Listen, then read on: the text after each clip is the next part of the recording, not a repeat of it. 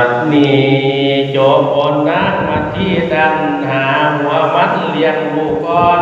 จนได้หมอละเมียนเนียนตายการอยู่วังเขา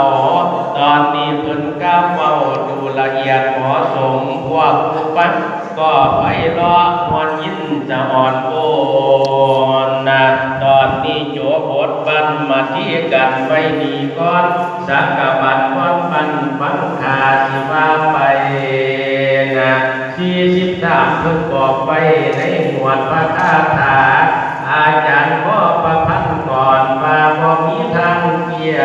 รนะเป็นบทเลี้ยงแก่คนเฒ่าชราการกายแก่ยาสิเฝ้าเดือดร้อนให้ฟังเรื่องก็ตื่นนาบัดนี้สิได้เริ่มในบทบาทสักกะบันนำได้องค์จอมทัพได้ทอดทานบุตรตาน้อยให้แก่พระมโนเฒ่าเพิ่งกระลึงเดินทอดพระองค์ท่านทอดแก้วไปแล้วคือพระไทยภูมิศักษาผู้ไม่ย่อเยือนโมทนาสัตว์ในองค์จอมผาอาสนันเนื้อเสียงก่อนโยนบนพร้อมสยองเก่าเงื่อนเน่าลนอันวัฒนันนอกนอกปนมนิ้วยืนถวายผู้พึกษาผู้ไว้ออกพิการเมืองยักษากันดานซากันจนถึงเท่าเขาอยู่พ้นธนาน้อมจอมคอยถวายบาตรขันธรรมะน้อมน้อมย้อมรวมส่วนบุญในกาลทางนั้นเทวราชสักกลินภาคอนิและดูแทนติดไว้ปีเห็นว่าที่ไทยเจ้าสัตว์ดอนพญาเบียพาองค์ทรงทานลูกน้อยไปแล้วเต็มวันเกิดแผ่นดินสะท้านในทางทอดทุกตาเพราะว่ามีศรัทธาให้ลูกคุณบุญโลดคนเขาลือซาเลียงเสียงล้อเสียงซาพระองค์ใจแก่กาทานใจผู้สุเดียวเดี๋ยวนี้เหลือแต่แก้วมาที่นาคนเดียวฉันมีคนมาขอมีเมียที่ท่านไหนต่อไปนี้สิไพเจ้าสัตว์ดอนพญาเบียนก็จะเกิดเดือดร้อนคนใส่สิบ่มีสินก็สิเกิดคนปีเหตุเกิดการบ่มีไผหาหัวมันเกือบก่อยมาเรียนวัดไปขอไทยมาที่นั้นไว้สากลแล้วสิขึ้นทั้งเท้าทั้งพร้อมภาษาพรพ่อเมืององค์ตอนเช้าอินทิราทั้งคืนทะยานลงเมืองคนดวงคนฟ้าเรียนลงมาหอมมงกฎอิมาเบียแล้วสิ่งเบียงเบียดยังลงดันพามสักวันเท้าไปยังเดินขยันแล้วจึงวัฒนาโลกกาลงตามกันนั่นที่วัดแล้วจึงนิ่งสุดนี้บ่มีป่าเท่านั้นพระเบียเจ้าจึงถามคอยทานพระถามประเดิมทุกท่านมาหอดประสงค์ยังพระจิตวัฒนาโลกกาคุณพระบุญทานเหตุที่เฮาเดินด้านมาถึงสถานที่หวังถึงองค์พระฤาษีพื้นที่ไปแก่เจ้าท่านที่ยอดพระธรรมสาวกท่านเกิดนำใจใหญ่ไพศาลกระทำทานบ่มีขาดยอดพระไทยใจกว้างบุกมาคือน้ำกระแสยศทั้งหางเ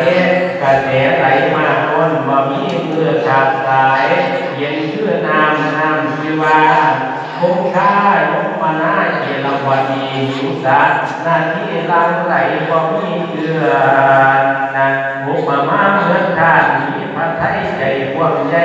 น้ำพระไทยเทียนกันทั้งพร้อมเหตุและผลเหตุที่ขาดเดินดันฝันดื่มอมฤตมาอยากขอเมียเพงทานพระองค์วันดีคือว่านักวันที่เงาเมีย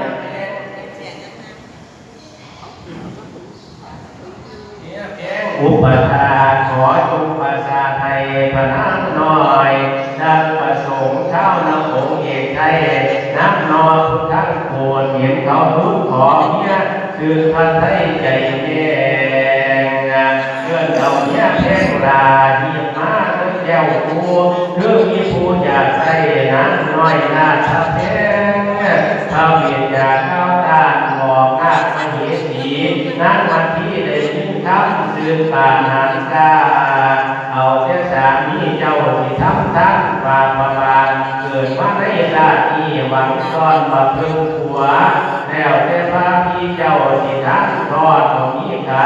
จากมือนั้นมาที่และจากลงยังนาอีนีนาสุจักกับเมีนะนี่พระไทยใส่แก่เดินเอาคนหน้าน้ำแต่นั้นน้อยนี่ขลาพร้อมทั้งหินโยว่าเทวโลกทั้งสิบหัวภูขาขอย่อมือโยมตลอดถึงใจแก้วถึงสิ่งศักดิ์สิทธิ์เบื้องใจโลกาโกงโลกนอละนี่นาน้ำประสุนพร้อมทำมวลขาดวัดในมาแร่เยี่ยมพร้อมทำปิดพยานมาภูขาท่านเมียอิงมาที่ข้าวนี้ขอให้มีบุญล้นกุศลนับแน่พานให้สำเร็จโพธิญาณในอนาคตข้างหน้าสมเด็จปรารถนาข้าวนากินอยู่บ้านเชิญจูงหน้าตั้งอาทิเดินไปตามสาสีรอบเพียงสามครั้งแล้วจึงกลับมาห้องสลาท้องของพระเวียนแล้วจึงบอกเหตุให้มาเฮานี้เป็นพระอินทร์หอปิดไปอยู่ฟ้าแล้วยังอยู่เวหาเฮาได้เอาขึ้นมาเวมาที่ขึ้นให้ต่อไปนี้จะทันหน่อยมันที่นั้นแก่ใจไผมาขอยาสิให้เพียงไม่ยาสิทานในครั้งนี้องค์พระเวียนประสงค์อย่างมีจิตใจมุ่งหวังสิ่งใดจงขอน้อมเขาสิเอาพรให้สมใจทุกอย่างองค์พระเวียนก้าวอ่านพรแก้วแผ่ประการอันมาขอหนึ่งนั้นขอให้กับตาบานตาพอเพื่อเชิญไปขอให้คุณสนใจในกาวเชิญเมื่อการสุขสันต์กสิกสารขอเพียงเลี้ยงไพขอสองนั้นขอให้ใจทุกขาประสงค์ตั้งต่อทางย้ำเมื่อกับเจ้าบ้านได้แยกใจทำบุญเพื่อเป็นพุทธภัยหลังชาติมาภัยนาขอสามนั้นขอให้เขามีใจยินดีด้วยปัญญาจะมีใจคิดล้างอาสิทำยาได้มาพามานนา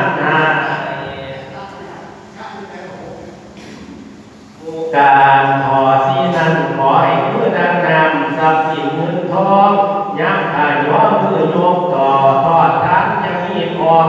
ขอหานั้นเมื่อเอาไปผู้สานของราชสมบัติยาที่ใจโมโหประพฤติทำกับนายคนทั้งหลายให้มาน้อมบารมีอุทิศยาที่เกิดการขออุดมด้วย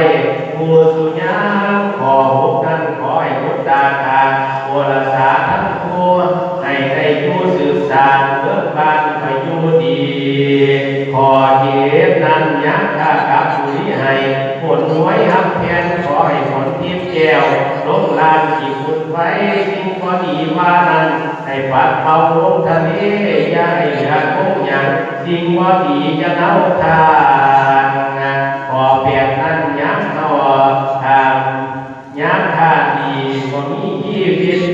ชีวิตให้สุดาวหนึ่งว่าจะได้มาเน่าทานการนอนทุกขมอดเน่าทุกมอดแท้ๆที่มันแก้วเซลตามท่านพระอินทร์จึงฟังเปล่าประทานลาภหน่วยพ